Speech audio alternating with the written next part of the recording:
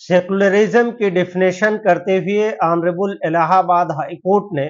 मदरसा act 2004 के act को strike down कर दिया था, यानी क्वेश कर दिया था। ये एक पिटीशन फाइल हुई थी जिसमें राइट टू एजुकेशन एक्ट 2021 जो आर्टिकल 21 ए के तहत बना था,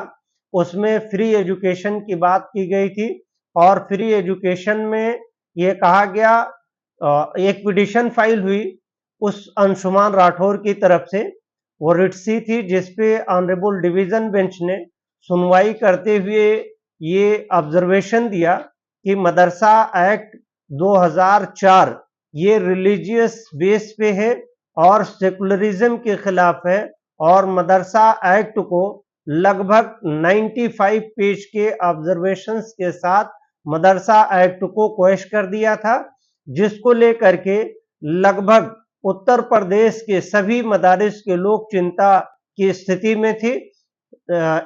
में थे। और ऑनरेबल हाई कोर्ट ने यह भी ऑब्जर्व किया था कि जो मदरसे में बच्चे पढ़ रहे हैं उनको स्टेट गवर्नमेंट अपने प्राइमरी एजुकेशन या जो सब्सिक्वेंट एजुकेशन गवर्नमेंट की संस्थाओं में है उसमें उन मदरसे के बच्चों को ट्रांसफर कर करके उनकी शिक्षा को बाधित न किया जाए और उनका ट्रांसफर वहां से इसमें ले लिया जाए। इस तरह से ऑनरेबल हाई कोर्ट ने कई एक ऑब्जर्वेशंस के साथ मदरसा एक्ट 2004 को स्ट्राइक डाउन कर दिया था। इस पे पिटीशन फाइल हुई, specially petition honourable supreme court of India में फाइल हुई। Honourable supreme court of India ने लगातार इस पे सुनवाई करने के उपरांत इंटरिम ऑर्डर पास किया कि इलाहाबाद हाई कोर्ट का जो डिवीजन बेंच का ऑर्डर है कि मदरसा सेकुलरिज्म के खिलाफ है, और कॉन्स्टिट्यूशन में जो सेकुलरिज्म का डेफिनेशन दिया है उसमें कहीं पे भी मदरसा एक्ट जो सेकुलरिज्म के खिलाफ नहीं है। ऑनरेबल सुप्रीम कोर्ट ने आर्टिकल 30 का डिफाइन करते हुए कहा कि कॉन्स्टिट्यूशन में ये प्रोवाइड है कि कोई भी रिलीजन का आदमी जो माइनॉरिटीज से रिलेटेड है वो अपनी एजुकेशनल संस्थाएं बना सकता है, तंजीम बना सकता है, उसको अपने रिलीजन के एजुकेशन को प्रमोट कर सकता है, रिलीजन को प्रमोट कर सकता है। यानी ऐसी स्थिति में इलाहाबाद हाई कोर्ट के ऑर्डर पे स्टे लगाते हुए ये कहा कि मदरसा एजुकेशन जो है वो रिलीजियस हो सकता है, लेकिन ये अपने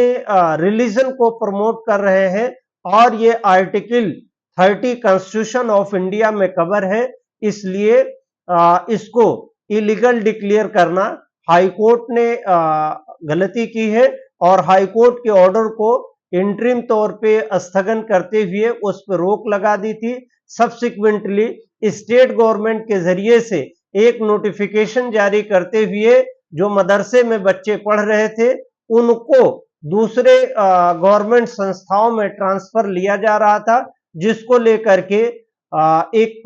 एप्लीकेशन फाइल हुई और उसमें एप्लीकेशन पे सुप्रीम कोर्ट ने दोबारा सुनवाई करते हुए उसको भी स्थगित कर दिया। यानी अब मदरसा, ये देखा जाए तो मदरसा एक्ट अपने आप में बहाल है और मदरसे के जो बच्चे ट्रांसफर हो रहे थे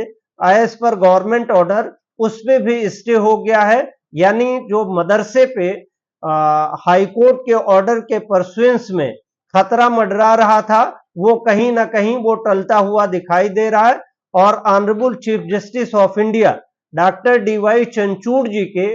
लगातार सुनवाई के उपरांत कई एक कॉन्स्टिट्यूशनल मामले में फैसला दिया है और इस मामले की सुनवाई भी चीफ जस्टिस ऑफ इंडिया ने की और कॉन्स्टिट्यूशन ऑफ इंडिया के आर्टिकल 30 को